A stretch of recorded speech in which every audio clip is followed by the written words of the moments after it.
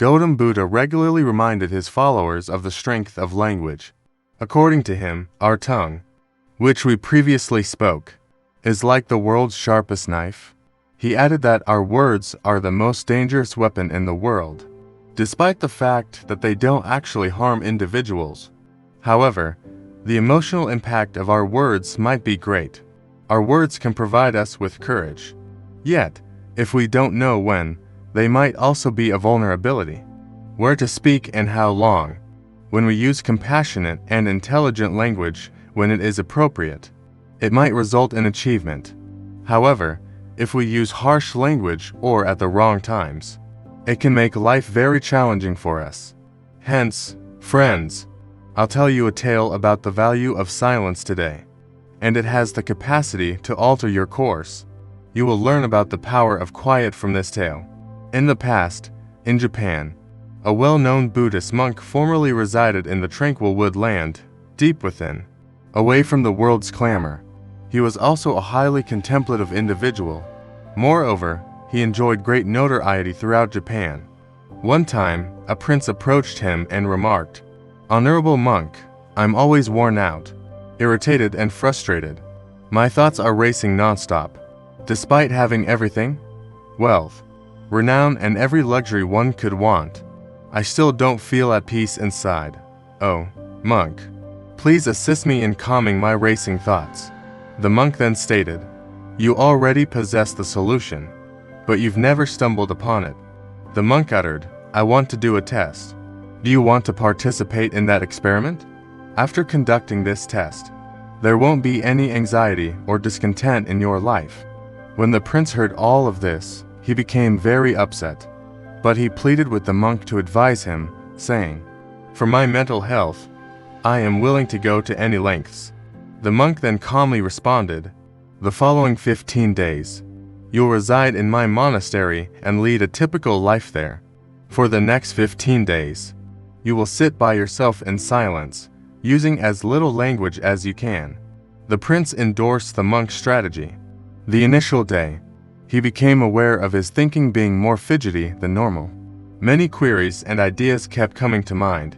He felt uncomfortable leading a straightforward life like everyone else. He was desperate to speak. Nevertheless, he fought the desire and maintained his silence, simply being still.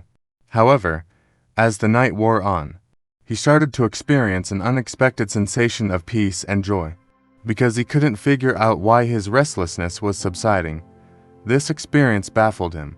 Following day, the prince spent more time by himself, observing nature, flowers, flora and fauna in the air. For the first time ever, he had a deep appreciation for the splendor of the natural world. He was able to observe and interact with the surrounding natural environment. 10 days had passed. His mental confusion and uneasiness gradually subsided. The 12th day, he saw that he was beginning to meditate deeply. As his eyelids automatically closed, he put his eyes shut and went into a deep meditation, and the anxiety left his head. The prince felt a great inner serenity. After engaging in prolonged meditation over the previous 3 days, he walked up to the monk and said, "Honorable monk, I now know why my thoughts were so confused." He clarified, "I've determined the cause of my scattered and uneasy thoughts." The monk inquired, "Please share your knowledge with me." Prince responded, "I used to talk too much, focus a lot of my energy on individuals, and frequently have unfavorable thoughts about them. My time was wasted, and my mind was troubled by all the talking and bad thoughts.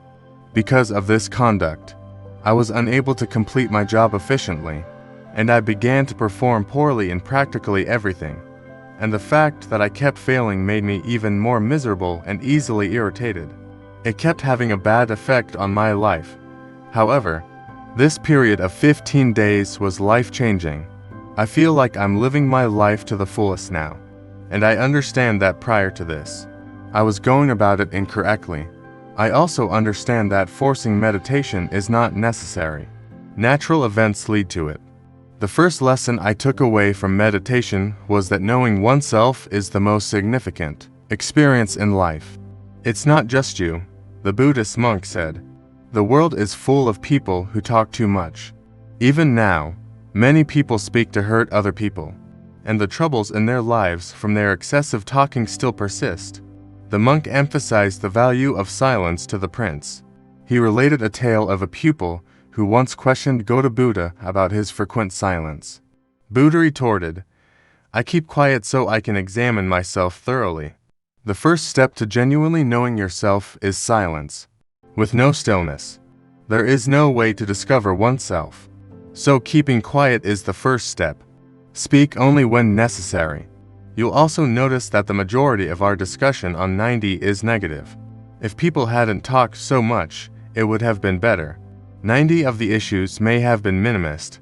When folks quiet down, fights are less frequent, less agitation and disagreement. If both parties can maintain silence, numerous issues in the world could be prevented. Being at peace is possible for someone who appreciates the benefits of silence. Even in a busy area, it can be wonderful to be by yourself. We occasionally feel uneasy when we are around other people. Finding inner calm, accepting solitude, and letting your inner energy flow are crucial first steps. Allow your mind to calm down. If the presence of people disturbs you when you first wake up, close your eyes and meditate to re-establish contact with your inner self. You'll feel refreshed inside of yourself, because that is the source of your life. Not in anyone else, though. It shares the same origin as you. If no one else can bring you in, you must personally travel there. So turn your attention within, because you are ultimately in charge of your inner environment. Life begins there, and happiness is created there. When you examine yourself, you will experience the depths of life and even come into contact with the idea of death. Watching your own life experience ups and downs while on this inner trip, like the rising and setting of the sun. Each time you return from this inner adventure, you will feel revitalized. It's similar to how you feel after a relaxing bath. The richness of life can be found here, where you find new energy and where fatigue. You feel as rejuvenated as a cool body after a bath when melancholy and anxiety vanish. In the same manner that someone takes some time to remain still and think. Afterward, individuals frequently experience greater happiness and peace. When you're truly in tune with yourself, you'll discover that conversing won't disrupt your thinking. Instead, inside of you, there is a persistent sense of calmness. Talking doesn't mean you have to lose touch with your inner self. You can speak without upsetting your internal harmony. By doing this, your language will have a musical feel to it, and there will be harmony throughout. The people you speak to will feel your words strongly. When you keep your mouth shut, you begin to draw upon a powerful inner strength. Moreover, by overcoming social pressures, you'll experience a unique joy in life, like the happiness of people who ardently pursue their aspiration. As you plunge into the ocean of limitless calm, your face will take on a new radiance, and your eyes will glow with a special light. Friends, you may have observed that chatting excessively does not promote mental tranquility. It makes it difficult to maintain mental control and concentration. It's challenging for talkers to focus on one task at a time. In light of this, individuals frequently miss out on comprehending the genuine meaning of life, because they are unable to give their ambitions their complete focus, and making it harder for them to succeed the way they want. Furthermore, you may have seen that people who talk excessively sometimes make fun of them, and those who keep their mouths shut and stick to their guns will win the respect of others, because individuals frequently listen to what others have to say and believe what they say. However, a person with mental health issues often struggles to accomplish since they don't take true interest in what they do. Real intelligence is the capacity to anticipate what to say and where, and individuals who master this ability typically excel in a variety of circumstances. A person who speaks less frequently is the center of attention and is more likely to be successful in a variety of endeavors. When we consider what makes outstanding people, they don't use a lot of words, judiciously take what they say, and this helps explain their success. When compared, there are many people who talk too much, frequently turning to dishonesty and spreading ill will towards others. This can damage reputations and relationships. Because of this, those near them frequently try to avoid them and keep a distance from them. Ancient writings from several cultures. They discuss how our words reveal our thoughts and ideals frequently. Quietness teaches us to be patient, which increases our awareness. We can learn more about ourselves through meditation. Then, my friends, every day, I advise you to spend at least 20 minutes by yourself. This has the potential to significantly improve your life. I sincerely hope you had fun reading it and learned a lot. By leaving a comment in the space provided below, you can let us know what you think of the story. Before leaving, please subscribe to the channel and like the video.